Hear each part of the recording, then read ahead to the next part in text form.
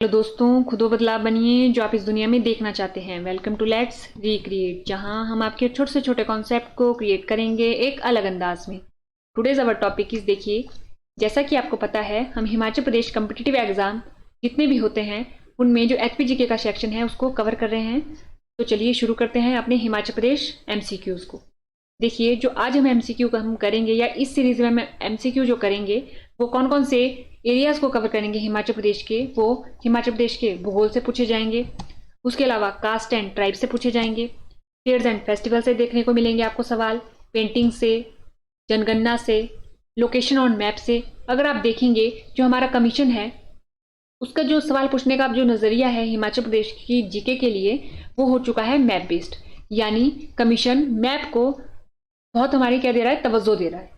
Map से question ज्यादा पूछ रहा है, तो इससे क्वेश्चन देखने को मिलेंगे। उसके अलावा आंदोलन से देखने को मिलेंगे, हिस्ट्री से देखने को मिलेंगे। हिस्ट्री में भी हम देखते हैं एडमिनिस्ट्रेटिव हिस्ट्री से देखने को मिलेंगे, जो राजाओं की हिस्ट्री होती है उससे देखने को मिल सकते हैं। ठीक है। उसके अलावा economic survey and current affair, जैसे कि इस साल के लिए इकोनॉमिक सर्वे और बजट पेश कर दिया गया है तो उससे भी सवाल देखने को मिलेंगे अब। और करंट अफेयर तो जो हिमाचल प्रदेश को के रिलेटेड है उससे भी देखने को मिलेंगे। तो चलिए शुरू करते हैं। तो देखिए जो पहला सवाल है वो ये रहा, हिमाचल प्रदेश के तेलियों के बारे में निम्नलिखित में से कौन सा सही है कथन। Which of the following is correct about the tehsils of Himachal Pradesh. ये हमारे पास 4 स्टेटमेंट दी गई थी, इनमें से कोई एक सही होना था। अगर हम देखें तेलीज होते कौन है, ठीक है, तो देखिए जो तेली है हमारे पास वो एक बिजनेस क्लास है जो oil pressure in India and Pakistan, इसके अलावा भी और जगह पे भी मिलते हैं। वो क्या होते हैं, या तो हिंदू होते हैं या तो मुस्लिम होते हैं। यानी दोनों कम्युनिटी के हो सकते हैं, हिंदू और मुसलमान। ठीक है, हिंदू और मुसलमान दोनों हो सकते हैं। ये स्टेटमेंट हमारी सही हुई इसके अकॉर्डिंग। उसके बाद जो मुस्लिम तेलीज है उनको क्या बोला जाता है, उनको बोला जाता है हमारे रोशनदार। क्या बोला जाता है, रोशनदार और तेली मालिक। ठीक है, ये बोला जाता है, रोशनदार और तेली मालिक ये बोला जाता है। और ये किस कैटेगरी में आते हैं, ओबीसी कैटेगरी में आते हैं। तो देखिए यहाँ पर क्या लिखा गया है, शेड्यूल्ड ट्राइब, तो ये हमारा गलत हो गया क्योंकि वो किस में आते हैं, ओबीसी कैटेगरी में आते हैं। ये सही हो गया। उसके अलावा ये दोनों स्टेटमेंट भी हमारी गलत है, हमारी ए स्टेटमेंट सही है। देखिए ये रहे हमारे तेलीज जो क्या करते थे, हमारे पास तेल बेचने का, तेल उत्पादन का काम करते थे।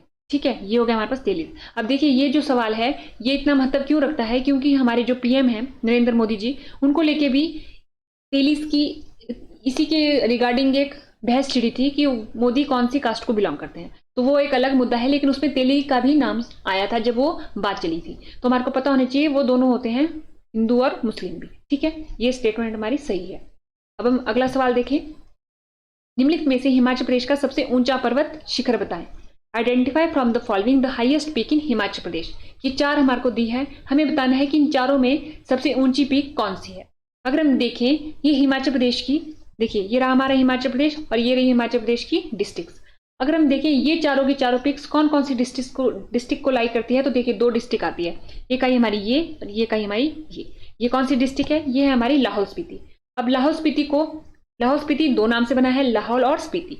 अब लाहौल स्पीति को मैप को पढ़ने के अलग अलग तरीके होते हैं, और जब हम वैलीज पढ़ते हैं तो लाहौल स्पीति के मैप को ऐसे पढ़ा जाता है। तो देखिए लाहौल स्पीति में कौन कौन सी वैलीज आई, पट्टन वैली, भागा valley, Chandra valley, Spiti valley और पिन वैली।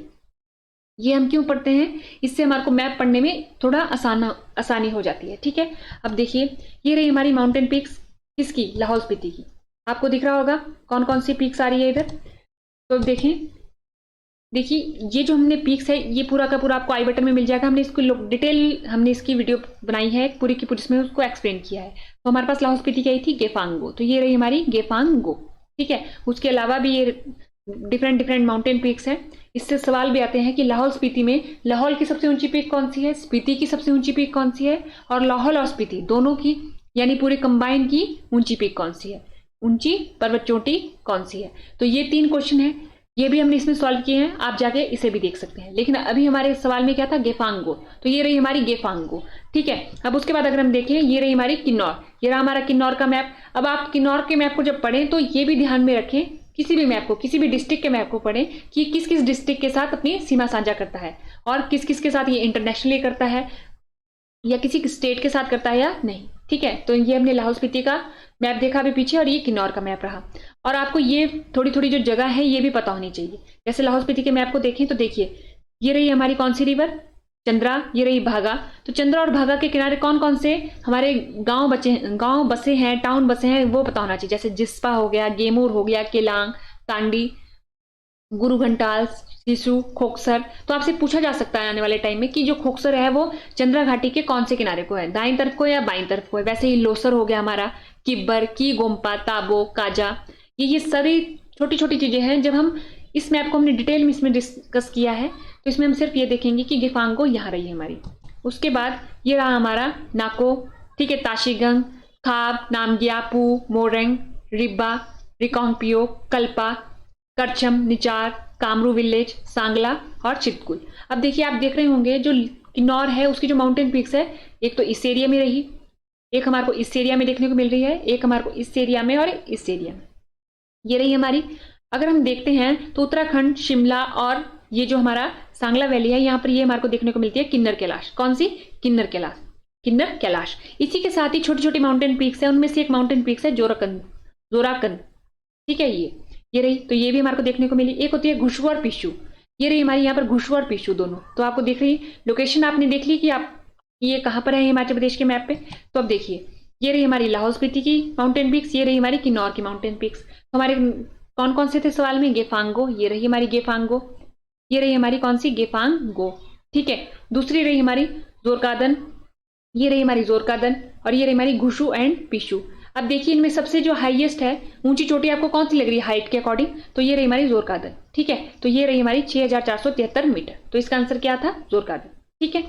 उसके बाद अगर हम देखें अगला सवाल, विच of the following places not matched correctly with इस डिस्ट्रिक्ट इन हिमाचल प्रदेश? निम्नलिखित में से कौन सा स्थान हिमाचल प्रदेश के अपने जिले के साथ सही तरीके से मेल नहीं खाता? देखिए, डाडासीबा, कांगड़ा, चांगो, लाहौल स्पीति, जैतक, सिरमौर, कसोल, कुल्लू।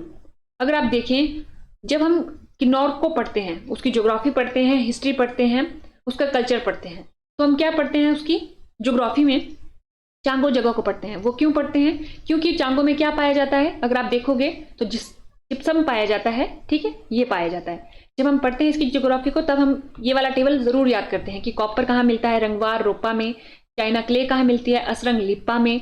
माइका कहाँ मिलता है? तांगलिंग खड्ड में। सिल्वर मिलता है हमारा जगाओं में। जिप्सम मिलता है हमारा चांगो में। रफ स्लेट मिलता है हमारा सांगला वैली में। अब देखिए, सांगला वैली हमारी ये रही, ठीक है। अब रोपा में रोपा खड्ड मिलती है। तो आप मैप में बताइएगा कि जो रोपा है वो सतलुज के दाईं तरफ है या बाईं तरफ है, ये आप बताइएगा कमेंट बॉक्स में। तो देखिए, यहां से हमारे को क्या क्लियर हो गया? चांगो कहाँ है हमारा? किन्नौर में है, यानी लाहौल स्पीति में नहीं है। तो ये हमारा गलत हो गया ऑटोमेटिकली, ठीक है। जैतक, जब अमर सिंह थापा का सिरमौर में आगमन हो जाता है, उसके बाद जैतक जो फोर्ट है उसकी भी एक अलग से स्टोरी है, ठीक है। कसोल हमारे को पता है, ये क्या है? वाटर स्प्रिंग है। आप बताएंगे ये गर्म पानी का या ठंडे पानी का है, कमेंट बॉक्स में। तो ये हमने देखा, इसका आंसर क्या है? चांगो, B is the right option. उसके बाद अगर हम देखें, ये रहा हमारा चौथा क्वेश्चन, किसके शासनकाल में चंपा पेंटिंग को पहली बार साहित्य संरक्षण मिला था? तो देखिए, ये 4 राजा हैं। अब देखिए, जब हम चंपा की हिस्ट्री पढ़ते हैं राजाओं से जुड़ी हुई, तो हम जब राजा पूरे पढ़ लेते हैं, उसके बाद हमारे पास कुछ क्वेश्चन होते हैं कि पेंटिंग को किसने पैट्रोनाइज किया, ठीक है।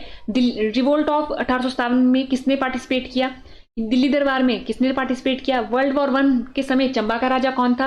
वर्ल्ड वॉर 2 के समय चंबा का राजा कौन था? ये 4-5 क्वेश्चन है जो हमें पता होने चाहिए। तो आप इसे एक टेबल फॉर्मेट में बना लेंगे उसके आगे, क्योंकि इसमें डिफरेंट राजा है हर एक सिचुएशन में। तो देखिए, पेंटिंग को सबसे पहले किसने किया था? उदय सिंह जी ने, ये हमारे को पता होना चाहिए। 1857 के विद्रोह में श्री सिंह जी ने। आप बता सकते हैं कि इन्होंने अंग्रेजों की हेल्प के लिए किसको भेजा था? उनका नाम आप कमेंट बॉक्स में बता सकते हैं। दिल्ली दरबार में श्याम सिंह जी। विश्व युद्ध जो प्रथम हुआ था उसमें भूरी सिंह जी, द्वितीय में लक्ष्मण सिंह जी। तो देखिए, आप देख रहे होंगे कि सब सवालों के जवाब अलग हैं, ठीक है।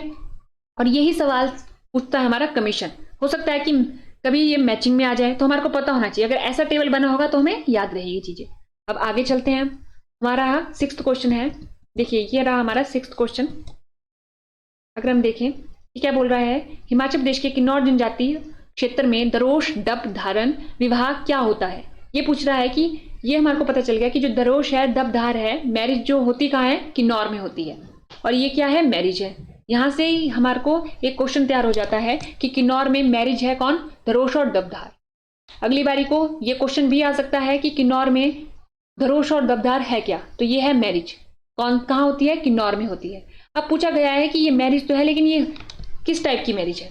अगर हम देखें हमने जो ट्राइबल मैप बनाया है हिमाचल प्रदेश का, तो देखिए इतनी ट्राइब हमारे को पढ़नी पड़ती है, किन्नर, पंगवाल, लाहौल, संगवाल, खस, गुज्जर, गद्दी, खंपा, जाट।